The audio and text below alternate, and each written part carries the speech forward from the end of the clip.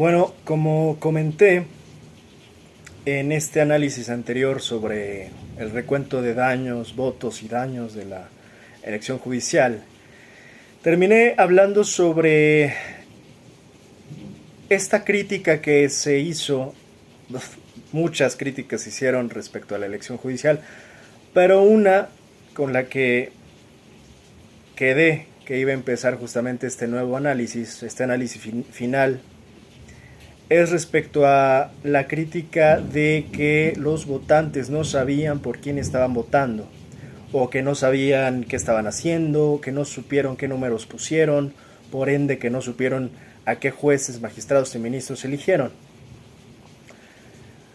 Yo terminé el comentario anterior diciendo, mira, incluso si te lanzabas un volado y adivinabas los números y los ponías como en Lotería Nacional, es mucho mejor alternativa de lo que se hacía con el anterior Poder Judicial. Muchos podrán decir, pero es que ¿cómo se te ocurre decir algo así? Si hay que elegir perfectamente a los jueces, magistrados y ministros, y además es una exigencia que pues es necesaria para poder integrar justamente un buen poder judicial. Yo diría, ok, puede ser, pero ¿eso se hacía antes? O sea, eso realmente que ustedes dicen con tanta exigencia y exquisitez, ¿eso realmente se hacía antes? O sea, realmente así, con ese rigor se evaluaban los perfiles, se sabía exactamente quién era quién, con nombre y apellido, con rostro, nombre y apellido. Así estaba configurado el anterior Poder Judicial.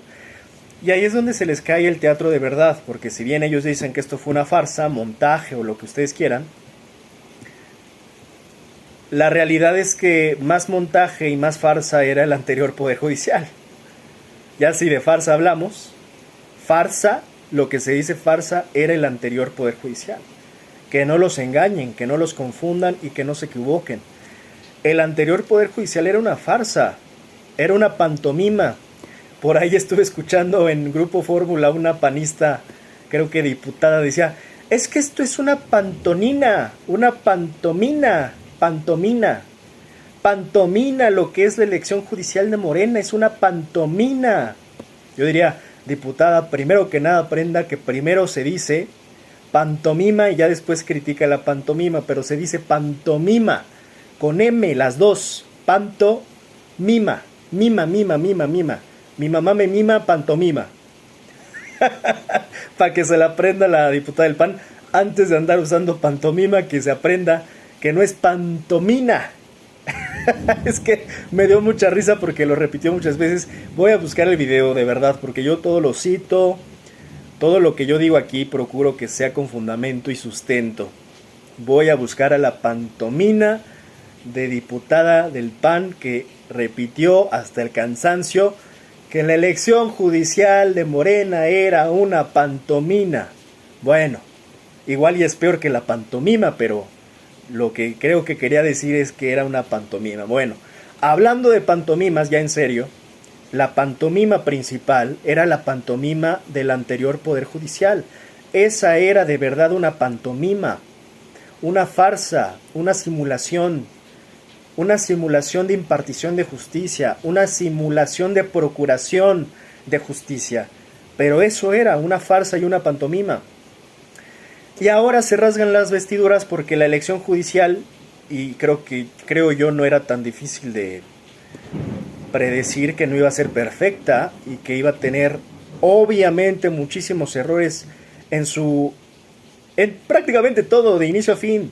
Desde su diseño hasta su implementación, yo ya dije, desde la selección, evaluación, instrumentación, implementación. Sí, tiene errores por todas partes, pero ya al menos hubo, y creo que también hay que darle mérito, a las personas que se involucraron en este proceso de decir, a ver, la farsa judicial anterior no funciona, el Poder Judicial anterior no funciona, vamos a proponer una nueva alternativa. Y tan diseñaron algo, una propuesta, una alternativa que finalmente se terminó llevando a cabo el proceso judicial de la elección judicial, les guste o no les guste, a quien le guste o no le guste, se terminó aplicando la elección judicial, que partía, por supuesto, de la reforma que se hizo constitucional y que después, ya de lo que se terminó concretando, digamos, fue la elección judicial.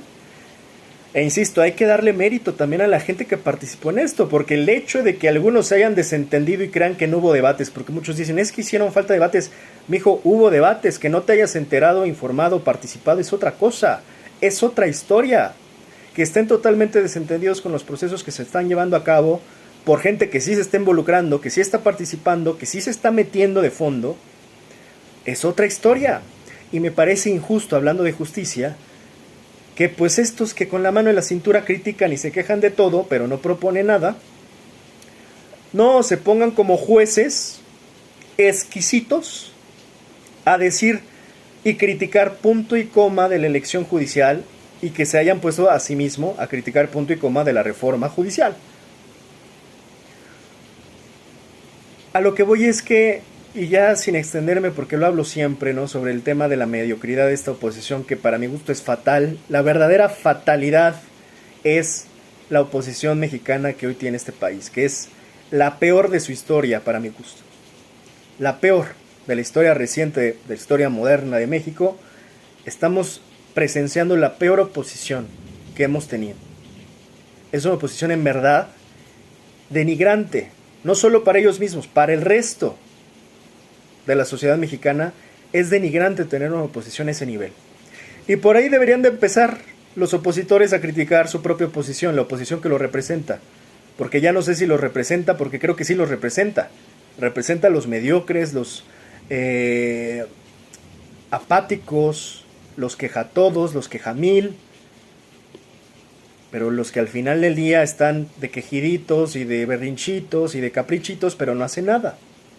Por eso sí siento que están bien representados que pues no hacen nada para mejorar su propia oposición, para mejorar esa oposición.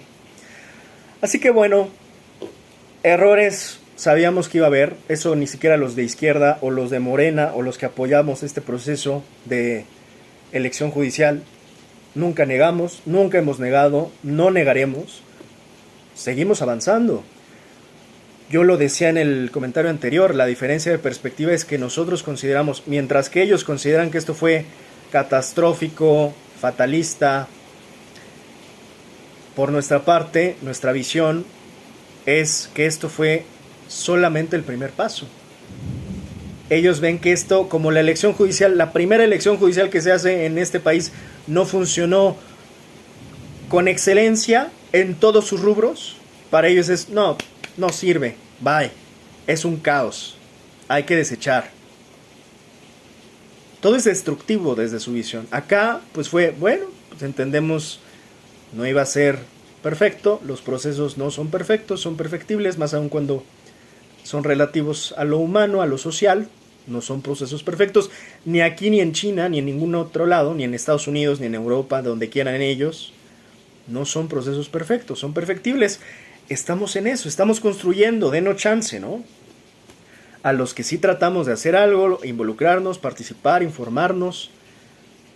Estamos en un proceso y lo estamos llevando a cabo mientras ustedes están con la mano en la cintura, muy cómodos desde su sofá criticando todo. Entonces, aquí el tema es que, insisto, hay una disonancia de visiones, ¿no? Hay una disyuntiva, hay dos caminos, hay una Y de visiones. Ellos creo que es una visión pues muy mediocre de todo. Y acá, pues al menos decimos, tomamos el riesgo, ¿no? O sea, sabíamos que es un riesgo, sabemos que es una apuesta, sabemos lo que implica de alguna manera. Lo tenemos claro, pero también tenemos claro que no podíamos seguir en el mismo camino. No podíamos seguir estancados. Como bien lo decía Einstein, esperando resultados distintos, haciendo siempre lo mismo. No podíamos esperar resultados distintos en términos de justicia mientras siguiésemos haciendo exactamente lo mismo que veníamos haciendo desde hace décadas. Una cuestión ya si no lo entienden así, o sea, es hasta ya creo que de sentido común. No nos estaba funcionando un camino. Teníamos que hacer otra cosa. Que esto no les gusta, bueno, entonces ¿qué les gusta? Pero tampoco nos dicen. Cabe decir que hasta técnicamente hablando no hubo una alternativa propuesta oficialmente, creo que ni por Norma Piña, para decir, bueno, no me gusta la reforma judicial, pero nosotros tenemos esta otra vía. Ni siquiera eso hicieron. Ni siquiera eso hicieron y tuvieron meses, porque ya de por sí los madrugaron, pero se quejaron y patalearon y aún así nunca presentaron una iniciativa alternativa a la reforma judicial, que pues no les gusta, pero nunca propusieron nada más. Los únicos que, están proponiendo, pues sí, es la izquierda y es Morena. Así que, pues ¿de qué se quejan? O sea, al final del día, ¿de qué se quejan? Si nunca hace nada. Incluso para este tema electoral, de verdad y técnica y textualmente dicen, no hagan nada, no salgan a votar. Estos que se llenan la boca hablando de democracia son los primeros que y hablan de democracia y también dicen es que estamos en una dictadura y en una tiranía y en una anarquía. Esos que se llenan la boca de eso, de tirarle a este gobierno de que es una dictadura, anarquía y tiranía, y que además se atascan la boca de estar hablando de democracia, son los primeros del día en que dicen no salgan a votar. Tú dime qué de democrático tiene realmente decirle a la sociedad mexicana que no salga a votar. Es de verdad una actitud nefasta, mediocre y nefasta de estas personas que convocaron a no votar. Porque no hay nada productivo, es más, ya está estudiado, no hay nada productivo en los procesos históricos sociales que haya llevado el abstencionismo a ningún lado, no te lleva a nada. Pero ahora sí que se pasó lista y ellos estuvieron ausentes. Y esa ausencia, pues no sirve de nada. Ustedes díganme, ¿para qué sirve la ausencia? ¿Para qué sirve? O sea, ni para atrás ni para adelante, no sirve. Pero bueno, dejando ya un poco de lado esto, que creo que es la parte más poco productiva, ¿no? Esta actitud y esta postura de la oposición mexicana, que justamente convocan a no hacer nada y en efecto no pasa nada. No hay, por eso no van a llegar a ningún lado. Por eso en verdad la oposición de verdad ya está desaparecida, está extinta. Ya, o sea, eso es un hecho. Ellos están borrados ya del mapa y del radar, eso ya no existen. Ni siquiera la gente que apoya a la oposición, y hablo de la gente, no de los militantes, se da cuenta que ya están moribundos y que ya realmente lo único que tienen ahí, el PRI-PAN, son negocios familiares. Los apoyadores del PRIAN ni siquiera se alcanzan, y ya estoy hablando de la gente que apoya a estos partidos, ni siquiera se alcanza a dar cuenta que eso ya es negocio familiar tal cual. Están peleándose los huesos que les quedan, nada más. Eso de agenda, de iniciativa, estrategia, proyecto político, no tiene nada. Pero pues de aquí a que se dan cuenta, pues Morena se perpetúa, tal cual.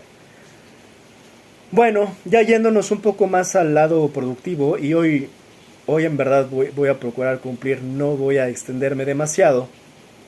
Realmente es la parte que para mi gusto, ¿qué es lo más importante de este ejercicio? De este inédito, pionero ejercicio electoral donde elegimos a jueces, magistrados y ministros.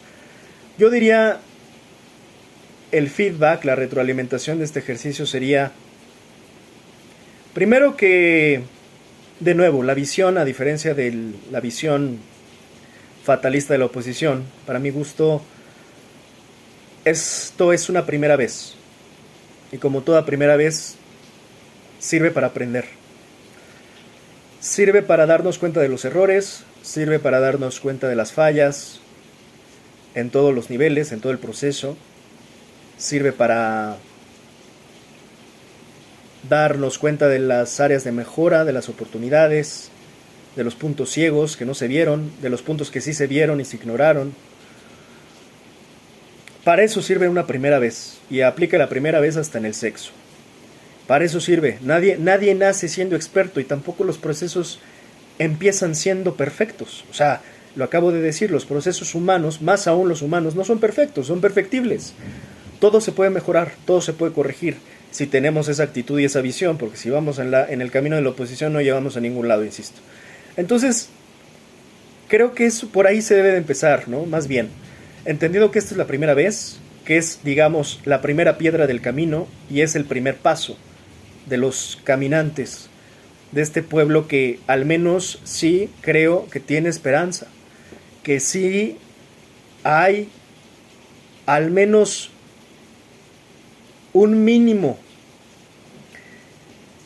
un resquicio esperanzador de decir, tal vez este camino nos lleve a mejor puerto, a mejor lugar.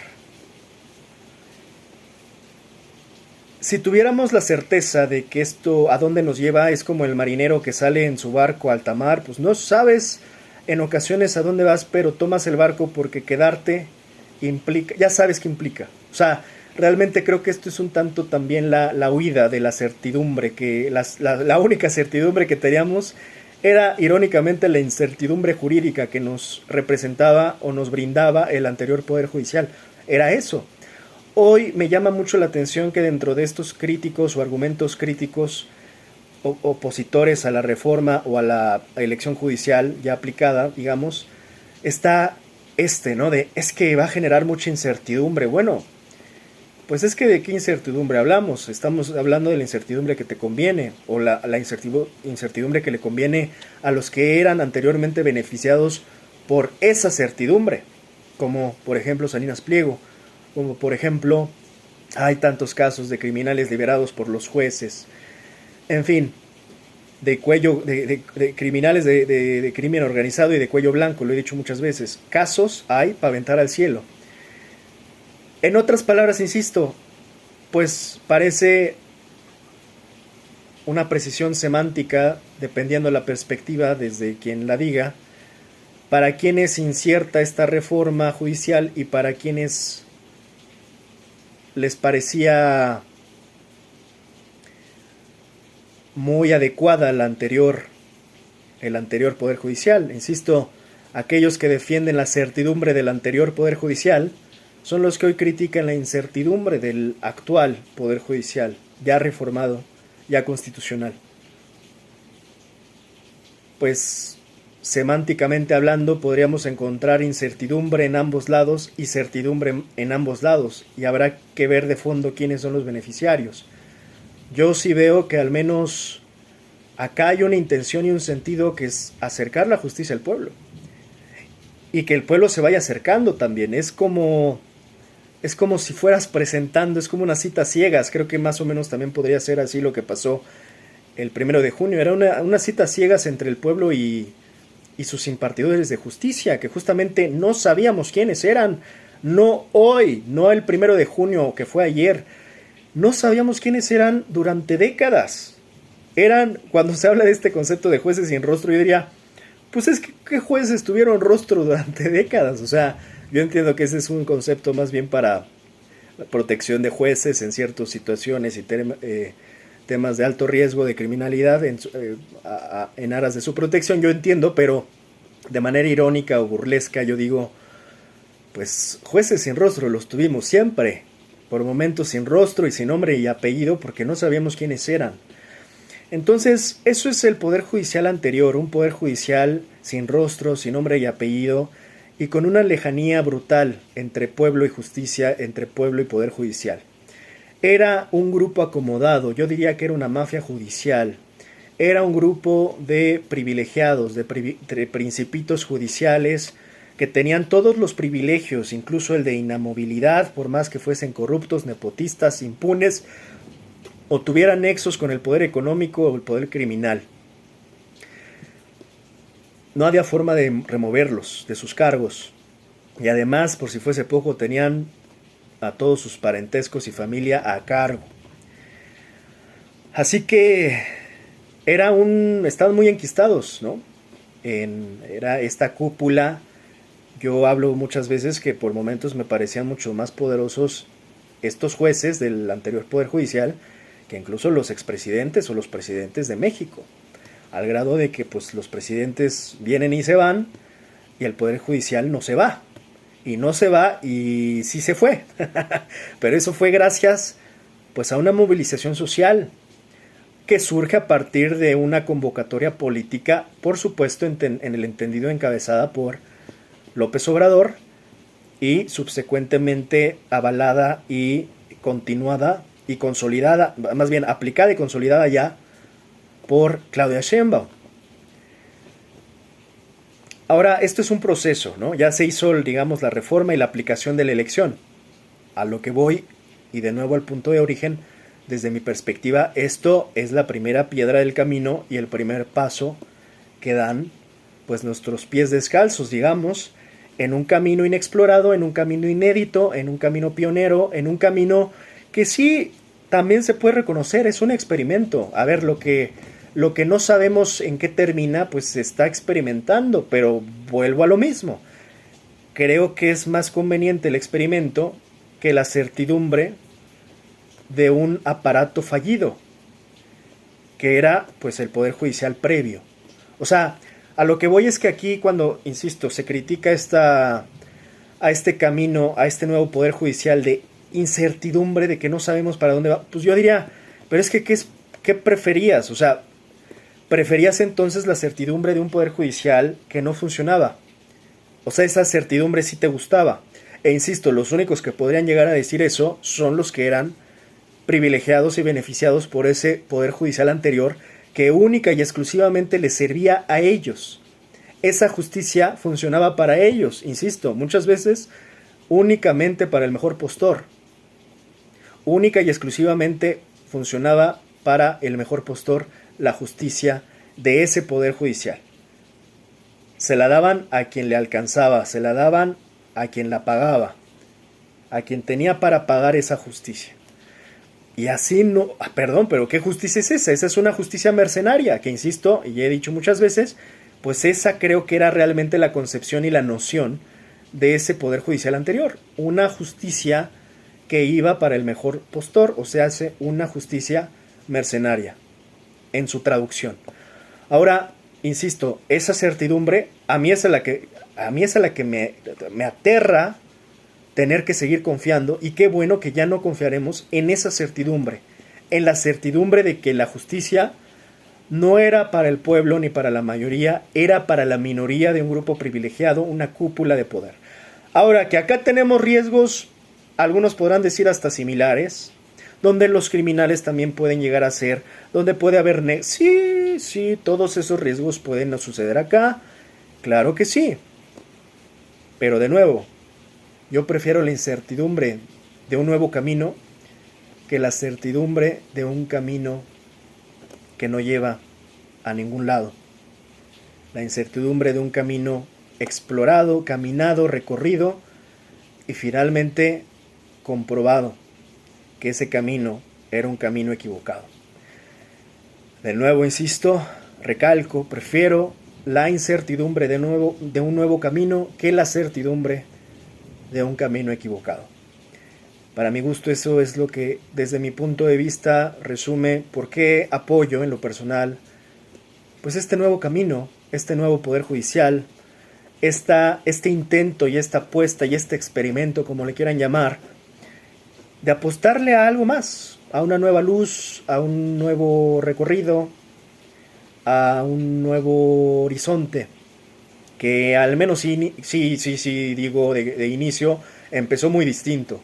Y empezó, vamos a decir, vamos si quieren hasta concederles, empezó fallando, pero eso no quiere decir que va a fallar al final, no necesariamente quiere decir que en el camino podamos levantar este camino, justamente lo podamos mejorar, lo podamos decorar, lo podamos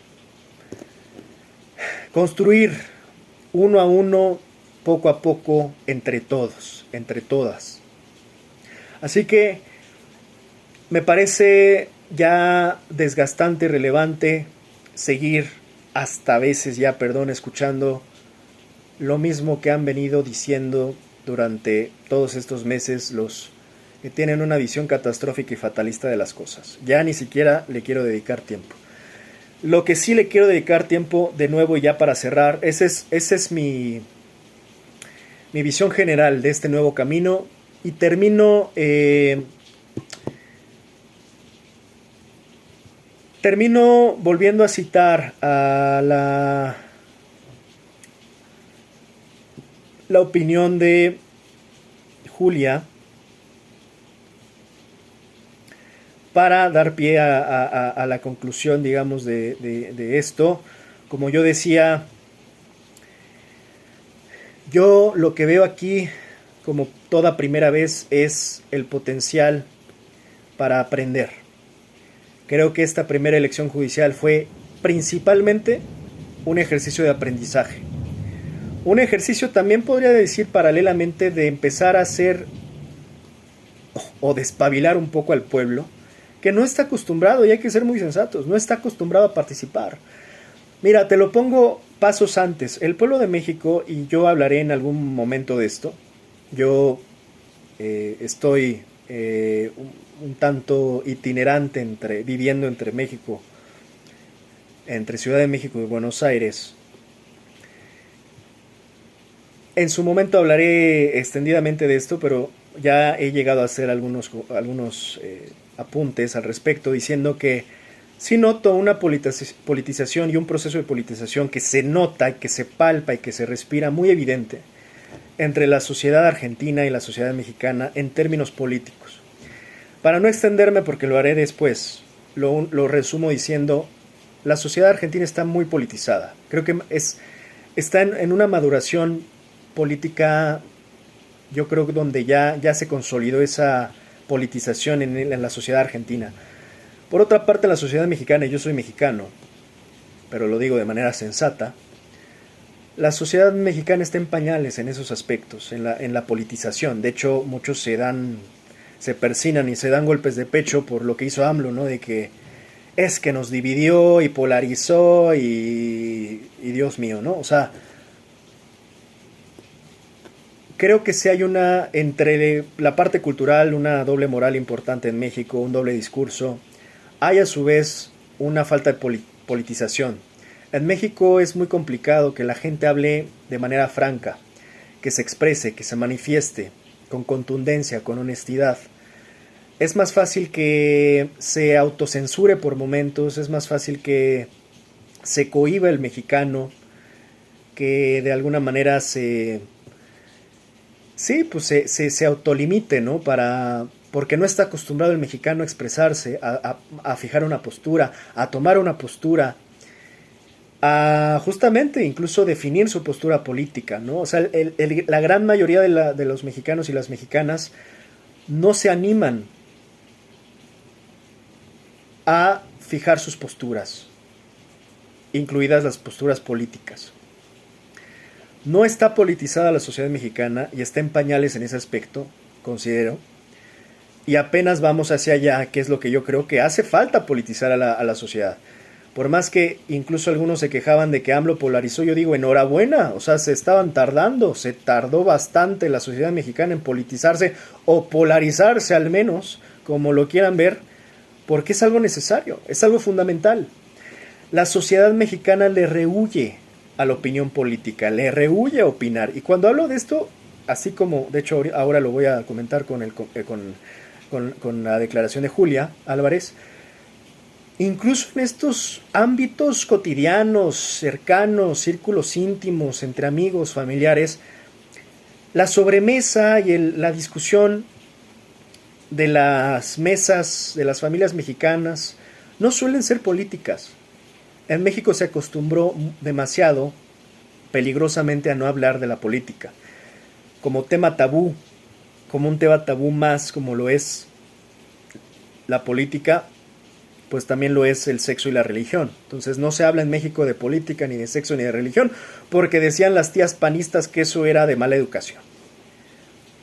O las tías prianistas, para ser justos, ¿no? Entonces, en México parece que es hasta de mala educación, fíjate, ¿no? Sacar el tema de política, sacar el tema de religión o sacar el tema de sexo a la mesa, y precisamente por eso estamos pagando las consecuencias. Y son caras las consecuencias de no hablar a su debido tiempo de política, de sexo y de religión. Porque ahí tienes a candidatos que no deben de ser candidatos, a presidentes que no debieron de haber sido presidentes, y a embarazos no deseados por no haber usado protección, ¿no? O métodos de planificación. Entonces, por eso es que hay grandes riesgos en no hablar de lo que se tiene que hablar, en no politizar, y hay una alta doble moral, insisto, en México, de no hablar de ciertos temas como sexo, política y religión, porque es, según las tías y las abuelitas de otras épocas, de mala educación. Pero lo peor de esto no es lo que decían las tías y las abuelitas, sino que los nietos, los hijos y los nietos se lo creyeron. Y seguimos hoy sin hablar, sin opinar de política, de sexo y religión. Seguimos en una sociedad donde son muy pocos los que llegan a involucrarse en la política. Y no estoy hablando porque incluso hasta en eso, es curioso, me ha tocado hasta en mi familia, que digo, a ver, hay que hablar de política. Ah, ya quieres ser diputado, ya quieres ser senador, te vas a lanzar de presidente municipal. Digo, no me falten el respeto, ¿no? O sea,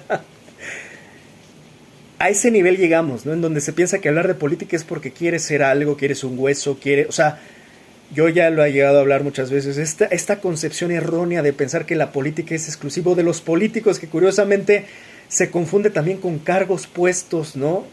Huesos y beneficios. La política es de todos y todo lo personal es político, lo decían desde los 60s, ¿no? Creo que eran justo las feministas de esa oleada que decían todo lo personal es político. Es que al final todo lo que te afecta es político y la política debería ser una conversación cotidiana. Por eso empecé hablando del tema de Argentina. En Argentina tú vas a los bodegones y hay conversación política. Y nadie se da golpes de pecho. Se habla y se habla duro. Se argumenta bien. La verdad le reconozco mucho a la sociedad argentina. Argumenta bien. Incluso, y mira que no soy de los que reconoce a las oposiciones. Bueno, hasta estos libertarios. Yo me tocó recién estar ahí. Pues lo que sí te puedo decir, yo no coincido en absoluto con su ideología, ni con sus líneas, ni con sus ideas. De la libertad, carajo. Pero lo que sí digo es, sí están a años de distancia, años luz de distancia, sus argumentos, su madurez política de esta derecha a la derecha mexicana, que ni es derecha pa' pronto. Digo, Morena tampoco es muy izquierda, que digamos, ya si nos vamos muy precisos, pero el PRIAN menos es derecha, o el PAN, porque hasta la propia derecha libertaria ha llegado a criticar al propio PAN, ¿no? Al PAN mexicano, al pan dulce le dicen. Es un pan dulce en efecto. Entonces, hice este paréntesis en el sentido de que es complicado dar ese brinco cuántico justamente entre, a ver, si a duras penas hablamos de política, tampoco podemos pedirle peras al olmo diciendo, ay, pero ¿por qué no votó el 90% del padrón electoral para jueces, magistrados y ministros? Brother, porque ubica el contexto político y de politización en México. Si bien Morena, y se ha votado mucho por Morena, hay que entender que este fue vamos a decir, un paréntesis, un proceso extraordinario, y tal cual así se le denominó. Un proceso extraordinario no en el sentido de decir, ay, qué bonito, sino en el sentido de que estuvo fuera del ordinario, porque pues primero es primera vez y segunda se aplicó en un tiempo, vamos a decir, corto, en un corto plazo, donde pues obviamente hubo deficiencias de información, de divulgación, y donde además pues, confieso, hasta aquellos que nos informamos pues representó un cierto esfuerzo de información, o sea, y es entendible también entendiendo justamente con perspectiva social, no todos podían informarse, no todos tienen el mismo acceso, no todos les llega la misma información, no todos tienen internet, las personas que viven en los pueblos, en las sierras, en pobreza, hay que entender, ¿no? Y ya le sumas, pues, inconvenientes, obstáculos técnicos de hasta presupuesto. Creo que el INE no operó así a su máximo esplendor, digamos, o sea, por eso digo más bien, yo lo veo al revés, que 13 millones de mexicanos hayan salido a votar me parece hasta milagroso, porque pudieron haber sido uno, pudieron haber sido dos, yo ya de eso hablé en el comentario anterior para ya no extenderme más, El punto aquí que tenemos es que a esta elección judicial salieron a votar más que los que votaron por el PRIAN en su conjunto en 2024. Si agarras al PRI, si agarras al PAN y si agarras al PRD de manera separada, ninguno superó los votos que tuvo ahora la elección judicial. Si a esas nos vamos en términos de legitimidad, pues yo creo que pues a esas nos vamos, pues ya que se desaparezcan de una vez el PRIAN, porque pues nadie vota por ellos, ¿no? Ya si tomamos su propio argumento. Entonces yo lo único que digo acá es, tenemos que ver con qué, ahora sí, hay que ver con qué contamos. Hay que contar con qué contamos. O sea, contamos con una sociedad mexicana que está en una incipiente democracia, que es apenas participativa, que apenas se informa y que apenas habla de política en términos generales. Tener una elección judicial donde salieron 13 millones, creo que es ganancia. Yo lo veo como una ganancia e insisto, como un primer paso de construcción hacia una democracia más participativa. En ese sentido, y con eso concluyo, digamos, el sentido de yo, ¿qué es lo que rescato principalmente de esta primera elección judicial? Es el aprendizaje. El aprendizaje en diversas aristas y perspectivas.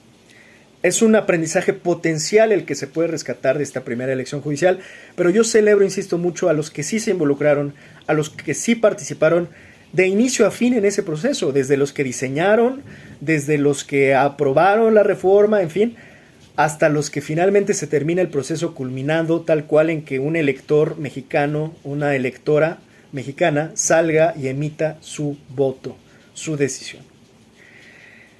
Ese es el proceso, no el círculo completo, que esperemos en algún punto sea virtuoso. En ese sentido, insisto, yo lo que recalco y rescato y creo que es principal de esta primera elección judicial que se llevó a cabo el 1 de junio de 2025, o sea, hace ayer. Hoy es 2 de junio ya. Yo lo que rescato de esa primera elección judicial es el aprendizaje y que haya un potencial importante para nuestra capacidad de aprender sobre este ejercicio.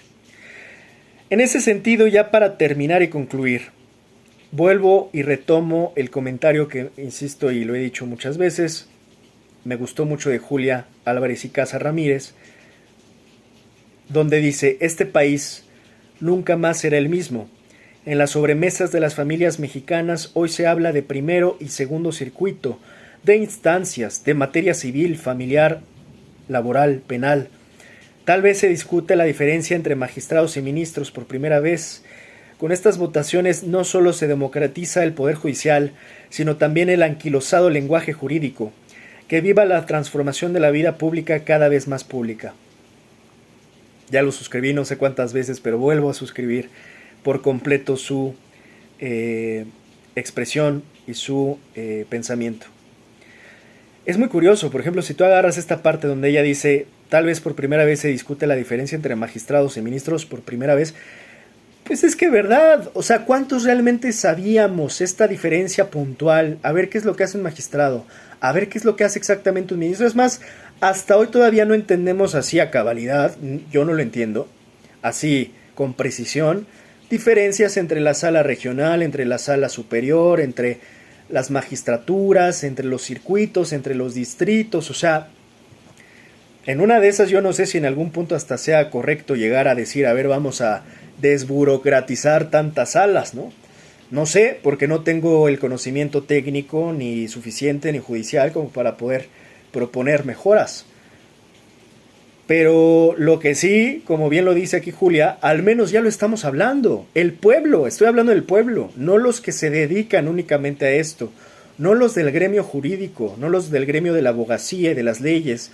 Lo está hablando el pueblo y esa es parte del acercamiento a la justicia que hasta en la propia plática, por eso yo hablaba de la plática y la sobremesa, porque sí, desde ahí se hace política, aunque no se crea, aunque no se piense y aunque no se crea, desde la plática, en una mesa, en una comida, desde ahí se hace política. En una discusión con amigos, en una discusión con familia, desde ahí se está haciendo política. cosa que, insisto, la sociedad mexicana no está acostumbrada y la tenemos que ir llevando para allá un poquito de empujón por empujón, a pasito por pasito, hacia la politización de nuestra sociedad. Porque esto de alguna manera nos va a ayudar a empoderar a la sociedad mexicana y al pueblo de México. Acercar en este sentido la justicia al pueblo desde el lenguaje. Retomo otro comentario también de Julia Álvarez y Casa en ese sentido, donde ella dice, ¿qué es lo que sigue? Bueno, reformar las facultades y las escuelas de derecho, formar juristas humanistas, comprometidos con la justicia, con el pueblo y con visión progresista. Compañeras y compañeros abogados, transformemos nuestro gremio para siempre, que retumbe en el centro de las aulas, y pone una foto de Facultad de Derecho de la UNAM. Totalmente, porque no solo esto estuvo enquistado, digamos, en el Poder Judicial, sino en toda la red, digamos, en toda la estructura, desde evidentemente las universidades. Nada más basta darte una vueltita por la universidad de la Facultad de Derecho. Yo soy también de la Facultad de Contaduría. Yo soy de la Facultad de Contaduría de la UNAM, pero insisto, te puedes dar cuenta de cómo se va alejando, en este caso, la justicia al pueblo desde la universidad, desde la forma en la que los universitarios, los estudiantes de derecho conciben la forma en que se hace derecho, ¿no? Muchos están pensando en la notaría, muchos están pensando en defender a clientes prominentes, muy pocos están muy pocos están pensando en defender al pueblo. Dando un dato, ¿no?, de aquellos que pueden llegar a tener, es muy raro poderte encontrar, insisto, abogados con perspectiva social o de justicia social, porque pues no es de alguna manera algo común encontrarte abogados que estén formados con esa noción, con esa visión de justicia social, ¿no? Entonces,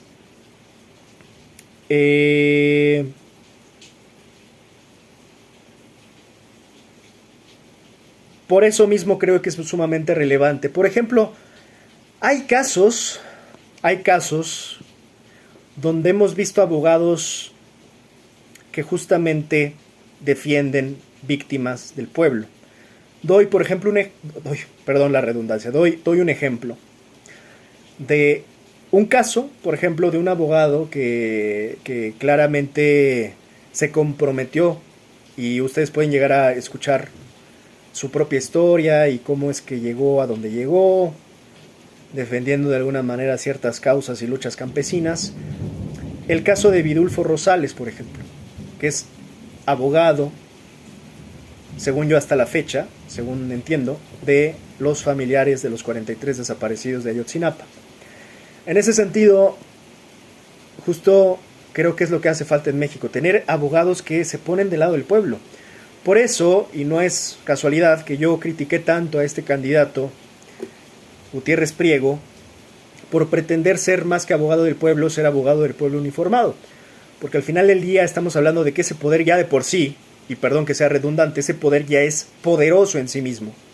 Es un poder imbatible, es un poder que más bien se ha desbordado la cantidad de poder que se le ha asignado, y desgraciadamente también desde el sexenio de López Obrador, que es algo que yo aún critico, ¿no? No me gusta darle tanto poder a una institución y además esa institución seguirla haciendo opaca, poco transparente, porque entonces tienes un monstruo latente que no sabes ni dónde están los pies ni la cabeza de ese monstruo, que es muy poderoso.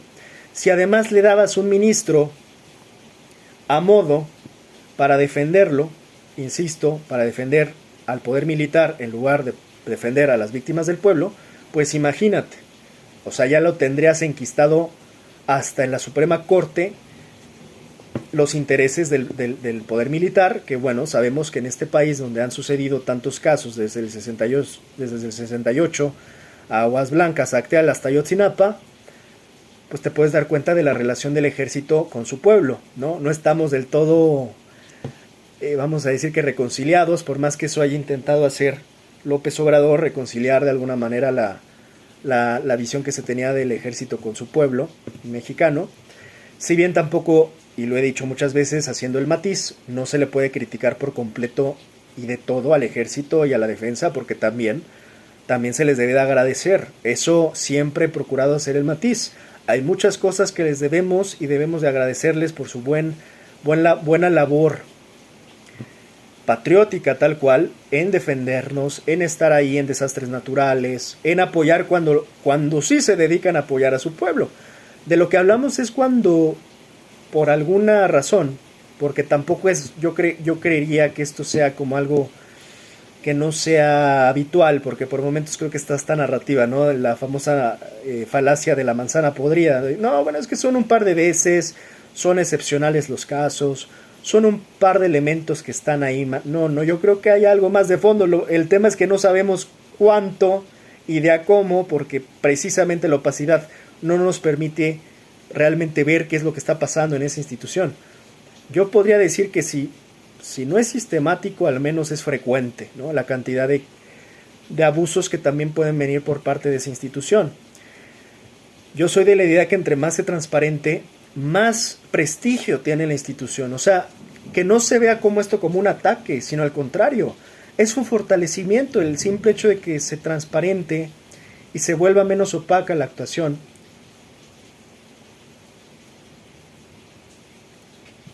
Del poder militar en general. Por eso hablo del caso de Vidulfo, porque creo que pues es admirable que haya abogados que sí se toman en serio realmente y no nada más cuando les conviene de manera oportunista estar del lado del pueblo. No nada más cuando hay elecciones a ministro, sino que realmente en las peores y en las más negras salga un abogado a defender a quienes tal vez nadie quiera defender. Y donde además se juegan su pellejo, ¿no? O sea, ¿qué más te digo? Ahí no se están jugando cargos, puestos ni huesos. El señor, como el caso de Vidulfo, se están jugando su pellejo, se están jugando su propia vida por defender al pueblo. Por eso digo que aquí cuando unos quieren salir de mártires, martinis más bien, cuando quieren salir de mártires algunos, ¿no? De que no, es que me van a perseguir y que Cedillo va a ir tras de mí. Yo ya he dicho, bueno, ¿tú crees que Cedillo va a ir tras de ti, mi estimado Gutiérrez Priego, a estas alturas? Hoy es un día soleado con Claudia Sheinbaum. Hubiera sacado tus audios en otro momento, incluso ya de perdiz con López Obrador. Que vengan a hacerse mártires quienes no son mártires, cuando hay gente que realmente sí se está, o sea, arriesgando el cuero y el pellejo directamente por el pueblo y para el pueblo, como el caso de Vidulfo Rosales al haber defendido a los padres de los 43 de Ayotzinapa. Es ahí donde digo, es que sí hay héroes. De que hay héroes mexicanos, hay héroes, pero pues no son los que se hacen los mártires generalmente. De hecho es así, ¿eh? Yo hace no mucho hablaba también del caso del defensor de la mariposa monarca, Homero Gómez, que pues desafortunadamente nos los arrebataron, como el caso de Javier Valdés, el periodista. Insisto, los héroes generalmente no se hacen autopromoción, ni se hacen las víctimas, ni se hacen los mártires. Los héroes son héroes precisamente por eso, porque creo que hasta de manera excesivamente modesta hacen lo que tienen que hacer, hacen su trabajo, hacen sus defensas. Y es muy doloroso, ¿no?, que muchos de estos héroes estén enterrados bajo tierra. Ni siquiera les dé tiempo para hacer campañas o hacerse los mártires, porque hicieron también sus trabajos y sus defensas que desafortunadamente a nuestros héroes los tienen enterrados bajo tierra. Por eso es que, insisto, es tan necesario cambiar esta concepción, como bien lo dice Julia, la concepción desde la educación, desde la formación de los estudiantes de derecho, dejar de pensar el derecho como un acceso elitista y mercenario, dejar de pensar a la justicia de forma mercenaria y empezarla a acercar al pueblo como lo hizo Vidulfo, ¿no? Decir, a ver, aquí están mis servicios para las víctimas de los 43 desaparecidos. Entonces, creo que eso es algo fundamental, ¿no? Cambiar la formación, porque pueblo hay mucho pueblo. Y es un pueblo desatendido, es un pueblo desamparado, es un pueblo que nadie voltea a ver, Por eso creo que están tan enojados muchos, ¿no?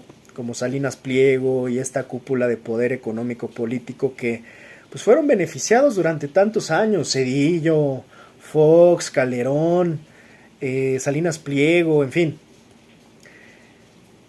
Pues cómo no van a estar molestos si los jueces eran sus amiguitos, ¿no? Y pues básicamente litigaban a favor de ellos para lo que fuesen requeridos. Obviamente van a estar sacando espuma por la boca cuando, como bien por ahí algunos argumentaban, si Salinas Pliego me dice que no vaya a votar, con más razón voy a ir a votar, ¿no? O sea, es la anticampaña, digamos. La anticampaña que le sale el tiro por la culata, ¿no? De todas maneras le sale el tiro por la culata la anticampaña a Salinas Pliego porque pues al final algunos votan hasta con más enjundia justamente gracias a Salinas Pliego. Entonces, con esto cierro. El aprendizaje creo que es lo fundamental que se puede tomar de esta primera elección judicial. Hay mucho que aprender, y me incluyo. Tenemos mucho que aprender.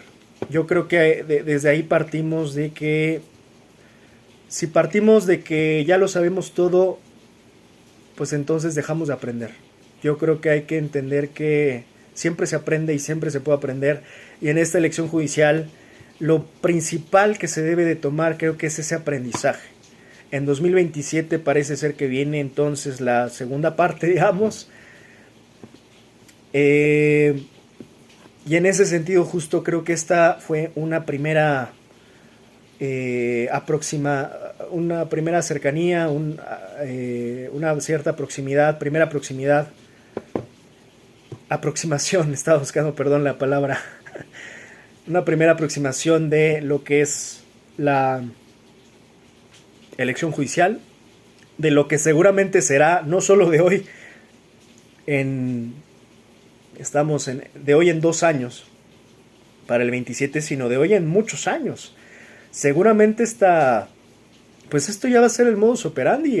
Para todos los que sigan en negación y no les guste, pues que se vayan acostumbrando, porque cambiar esto a nivel constitucional va a llevar mucho tiempo. Al menos échenle 10, 15 años. Vamos a estar operando de esta manera. Unos 2 periodos, yo creo. Porque hasta donde entiendo, creo que se iban a elegir por 8 o 9 años los actuales. No sé ahí muy bien cómo haya quedado, porque según yo tenía entendido que si no funcionaba, no habían quejas, se podían remover, porque según yo, pues precisamente de eso nos venimos quejando y huyendo del Poder Judicial anterior. Espero que en esencia se pueda cumplir la esencia de lo que se quiere con este nuevo camino. Eso, insisto, creo que la sociedad tiene que participar. No se puede quedar ajena a este proceso. Si quiere mejorar y si queremos que mejore México, hay que empezar a entender que tenemos que participar todos y todas. Creo que esta sociedad de borregos que tienes que estar arriando, perdón, pero yo sí digo las netas porque luego veo que políticos y gente que se dedica a medios y demás, pues obviamente no pueden hablar con tanta franqueza porque pierden rating, pero yo siempre digo, también hay que ponerle un espejo a la sociedad mexicana. Por momentos son demasiado borregos en el sentido de que por momentos, yo lo decía justo ahora con lo de la con lo de la elección judicial, que había críticas de que no, pues es que no saben por quién van a votar o se quejaban de no, va a ser muy difícil y dónde me informo, y digo, pues es que hay que generar una sociedad más activa. O sea, por momentos también la sociedad mexicana lo quiere todo peladito en la boca. Es que son muchos candidatos, es que no he estudiado, es que no he leído. Pues infórmate, pues lee, pues estudia. O sea, insisto, por momentos una sociedad aborregada de borregos que suelen estar acostumbrados a ser arreados.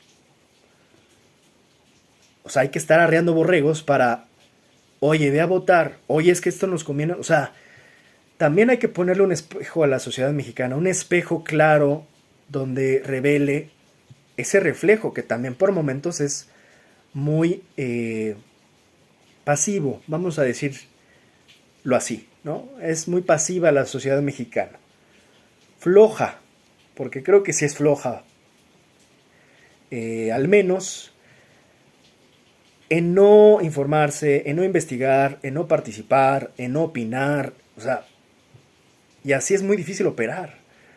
Porque sí, la sociedad mexicana es la primera en decir, oiga, es que la seguridad, oiga, es que la delincuencia, oiga, es que el narcotráfico. Sí, pero aquí es donde también tienes que estar participando, lo decía hace apenas un par de días. Leía el comentario de una señora que me decía, pero es que en lugar de que Sheinbaum esté aquí distraída con su elección judicial, debería estar atendiendo la prioridad, que es la violencia y la seguridad. Y digo, señora, pues es que es esto justamente, señora. Eso que usted se está quejando, señora, tiene una relación directa con esta elección judicial, señora. O sea, de verdad que por momentos digo, o sea, es que no puede hacer todo Sheinbaum. Tenemos que ayudarle. O sea, de verdad, y creo que hay que aprovechar este momento histórico donde en verdad creo que tenemos una buena presidenta. Además, yo lo tomo como secundario que sea mujer, porque en realidad yo podría decir eso es secundario, eso es decorativo. Es mujer, sí, es la primera mujer mexicana presidenta, sí, pero además es inteligente, es física, con formación científica. O sea, estamos hablando que rompió el techo de cristal como 10 veces y la tenemos de presidenta. A mucho orgullo, para mi gusto, volvería yo sin duda a votar por Claudia Sheinbaum. Pero hay que ayudarle, no lo puede hacer todo ella, señora, y se lo dije ayer mismo, señora, también usted infórmese, no nada más se queje. O antes de quejarse, infórmese. Porque el tema de la reforma judicial, que ya es constitucional, que ya se votó, aunque usted no haya ido a votar, por andar de quejumbrosa, tiene que ver directamente con el tema de darnos mayor seguridad, violencia, porque hay un entramado ahí directo, yo ya lo he explicado aquí. Muchos no han entendido que gran parte del Poder Judicial o de esta reforma, el sentido fue en el sentido justamente de también colaborar o complementar temas de seguridad y justicia, seguridad porque es que es una amalgama directa, seguridad y justicia, ¿no? Entonces, bueno, termino diciendo que esto de nuevo es un aprendizaje. Termino nada más contraargumentando esta crítica que se hizo muy comúnmente diciendo es que la sociedad, esta elección fue una farsa y no hubo democracia porque la sociedad no supo ni por quién fue a votar, no sabían quiénes eran sus candidatos, no sabían cuántas boletas le iban a dar. En fin, así los tienes, ¿no? A los fatalistas catastróficos. Yo lo que digo de nuevo, esto fue un aprendizaje. Y hay que solamente siendo ingenuos. Por supuesto que el pueblo de México no conoce, es que lo empecé hablando, lo he dicho y lo recalco. El pueblo de México y el poder judicial estaban divorciados. Ese es el punto de todo esto. Es, insisto, una cita ciegas con el pueblo, entre el poder judicial y el pueblo, porque no se conocían. Apenas los queremos agarrar de la manita, es como con un palito, sino conózcanse. Vamos, no seas tímido. Venga, pueblo de México, conoce a tu poder judicial. Venga, poder judicial, no seas corrupto, impune y cupuloso y privilegiado. Voltea a ver a tu pueblo. Fue una cita ciegas. Sí, igual y traían hasta los ojos vendados. Sí. Sí, no sabían por quién estaban votando. Sí, no sabían. Pero lo sabrán. Lo sabrán. Y aprenderán poco a poco, con paciencia. Poco a poco. Y para allá va. Insisto, esta fue la primera piedra del camino, el primer paso del pueblo. Irá aprendiendo. Ese es el tema. Vamos aprendiendo. Entre todos vamos aprendiendo. Es lógico que no supiera el pueblo de México qué es un magistrado, qué es un ministro. Bueno, a duras penas sabíamos lo de los jueces. ¿Quién es juez de circuito? ¿Quién es magistrado de circuito? ¿Cuáles son los de distrito? O sea, apenas vamos caminando, como dice la canción de Latinoamérica de Calle 13, vamos caminando. Un pueblo sin piernas pero que camina lo sintetiza de manera perfecta. Este pueblo mexicano que además tiene una sed de justicia, una sed terrible de justicia. Y esperamos que poco a poco aprendamos y poco a poco podamos ir saciando esa sed que nuestro pueblo tanto necesita. A partir de caminar, a partir de aprender. Cuando dicen es que no sabían, adivinaron, no es democrático porque no sabían. A ver, no nos hagamos ni nos demos golpes de pecho. ¿A poco con los candidatos? ¿A poco la gente sabe en realidad quiénes son sus presidentes municipales, sus diputados, sus alcaldes, sus presidentes? Yo creo que de hecho es lo más democrático que ha tenido México desde hace muchos años. El hecho de decirte, mira, este es tu juez y tu impartidor de justicia va a ser este, ¿eh? Y aquí está su currículum. Lo hayas o no investigado, aquí estaba en el portal de Conóceles. O en los estatales, incluso, en el IRIEM del Estado de México, entre los locales de otros estados. O sea, que no se haya querido informar es porque no hizo el mínimo esfuerzo de quererse informar. Que hace falta más información, claro, que se puede mejorar el acceso a la información, por supuesto, pero tampoco llegar al exceso de es que no había información, porque los escuchas esos argumentos de los desinformados opositores diciendo no había nada, yo no vi nada, nada vi. Pues no viste porque no quisiste, brother. Entonces, como yo decía, bueno, si hasta lo hiciste de volado y de Tin Marín, y bueno, hasta eso creo que es mejor, porque al menos si por algo no fue un buen juez, lo podremos remover. A diferencia de los malos jueces que teníamos en otros tiempos, que no sabíamos ni sus rostros, ni sus nombres y apellidos, pero ahí se quedaban para toda la vida. Yo no entiendo por ningún lado el argumento de que esto fue antidemocrático, al contrario, creo que es lo más democrático que hemos tenido en décadas en México, incentivando al pueblo que vaya a conocer a sus impartidores de justicia. Y de nuevo termino y recalco, vamos aprendiendo en el camino, con un pueblo sin piernas pero que camina, y con un pueblo con hambre y sed de justicia, una justicia pendiente, una justicia tardía, pero que anhelamos, porque yo siempre he dicho, la justicia no tiene vigencia. Y con esto termino justamente también para dar pie a mi siguiente análisis, que será de Ayotzinapa. Es terrible llegar a ver comentarios de ciudadanos mexicanos que dicen, ya superen Ayotzinapa, ya pasó. Y los ves y los escuchas a este tipo de sinvergüenzas, y me vi decente, que llegan a decir, ya superen Ayotzinapa, ya supérenlo, ya pasó. No, amigo, ojalá tú nunca seas el 44. Y lo que sí te digo es que la justicia no tiene vigencia. La justicia no termina hasta que se hace justicia. Y por eso es que hay tanta justicia pendiente en nuestro país. Y por eso es que hay tanta sed de justicia. Y con esto mismo empezaré. Una de las que más he estado preparando este análisis con mucho respeto, con mucho pues amor a mi gente, amor a mi tierra, amor a México, sobre el análisis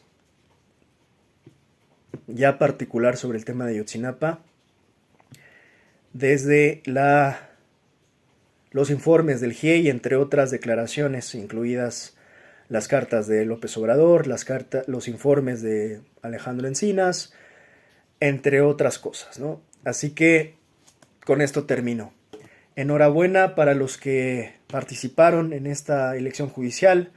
La principal moraleja que nos queda es aprender y caminar para finalmente, insisto, saciar al menos con más gotas esta insaciable sed de justicia que merece nuestro pueblo y nuestra tierra en un país que hasta la fecha ha vivido sin justicia.